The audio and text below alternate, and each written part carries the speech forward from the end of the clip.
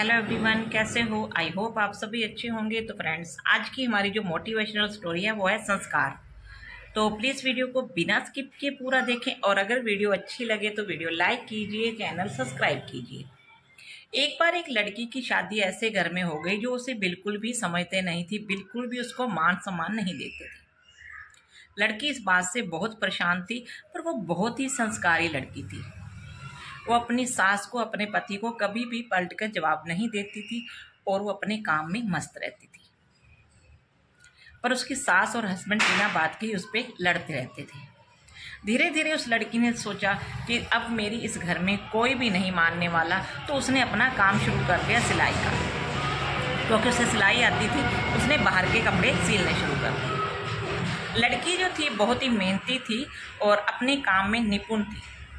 आसपास का काम उसके पास बहुत सारा आने लग गया, लेकिन उसकी सास और उसका पति का बिहेव वैसे ही रहा। वो उससे हमेशा बिना वजह लड़ते ही रहते।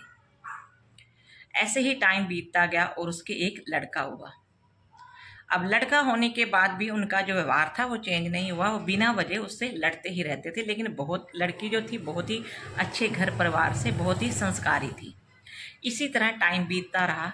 जैसे ही लड़का 8-10 साल का हो गया, अब लड़के को भी समझ थी कि बिना वजह से उसकी माँ को घर में परेशान किया जा रहा है। लड़का भी इस बात को अच्छे से समझता था कि उसकी माँ को घर पे बिना वजह ही परेशान किया जा रहा था, पर वो बच्चा था, वो क्या कर सकता था। एक दिन उनके घर में कुछ लेडीज आई जो उसकी सास के कोई रिश्ता रही थी।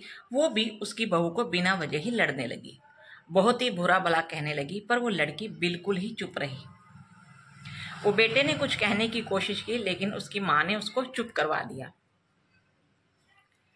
वो लेडीज ने सोचा कि इसको मेरी बातों का कोई असर नहीं हो रहा, मैं और जोर से बोलूं। अब वो लेडीज जो थी और जोर से बोलने लगी, लेकिन वो जो लड़की थी वो फिर भी चुप रही। उस लेडीज को बहुत गुस्सा आया और उसने क्या किया, उसके मायके वालों को गालियां देने लगी। उसके माँ बहन उनको गालियां देने लगी, उनको बुरा बुरा कहने लगी। लेकिन वो लड़की फिर भी चुप रही, उसने बिल्कुल भी कुछ नहीं कहा। जबकि उसकी सास भी उसके साथ मिल गई, वो भी उसको बिना वजह लड़ाई करने लगी। ऐसे ही जब शाम हो गई, वो रिश्ता जो चले गए थे, तब उस लड़के ने कहा कि माँ, आपने उन लेडीज़ को जवाब क्यों नहीं दिया? वो आपको इतना भरा बुरा कह रही थी, इतना भरा बुरा जो कह रही थी, फिर भी आपने उनके आगे कोई भी जवाब नहीं दिया। तब उस लेडीज ने कहा कि रुको बेटा, मैं आपको बताती हूँ कि मैंने जवाब क्यों नहीं दिया।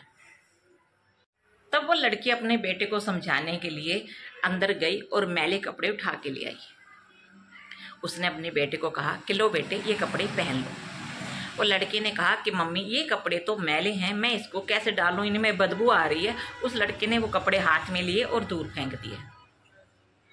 तब उस लड़की ने कहा कि बेटे, जैसे तुम अपने तन पर ये साफ कपड़े उतारकर मैले कपड़े नहीं धारण कर सकते, उसी तरह मैं अपने साफ मन पर वो मैले अपशब्द कैसे धारण कर सकती हूँ।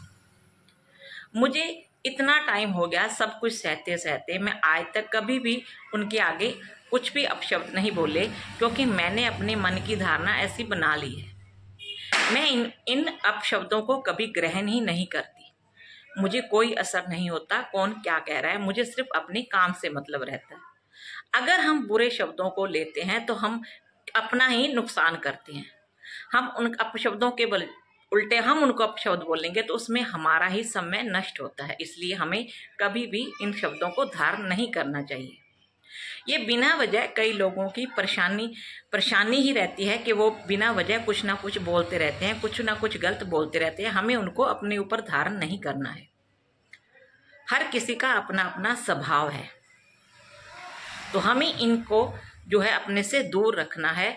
हमें हमेशा हंसते मुस्कुराते हुए, अगर हम अपने मन में ये चीज़ें ले लेते हैं तो हम खुद में ही टेंशन में रहते हैं और अपना टाइम भी वेस्ट करते हैं। लेकिन अगर हमें आगे बढ़ना है तो इन अपशब्दों को धारण नहीं करना है और इनकी परवाह किए बिना हमें आगे बढ़ते रहना है।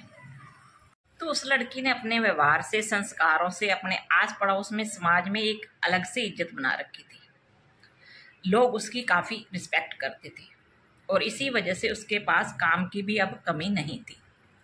तो सबका स्वभाव एक सा नहीं है। इस दुनिया में हर तरह के लोग हैं, लेकिन हमें कुछ बुरे लोगों की बातें सुनकर उनको मन में लगा लेना हमारे लिए सही नहीं है। हमें अगर आगे बढ़ना है तो इन सब बातों को इग्नोर करना होगा, और अगर हम उनकी बातों को धारण कर लेते हैं तो इस बीच हमारा जो है टाइम जो है नष्ट होता है। तो आई होप मेरी आज की स्टोरी आपको अच्छी लगी होगी। अगर वीडियो अच्छी लगी है तो वीडियो लाइक कीजिए, चैनल सब्सक्राइब कीजिए। So thank you so much.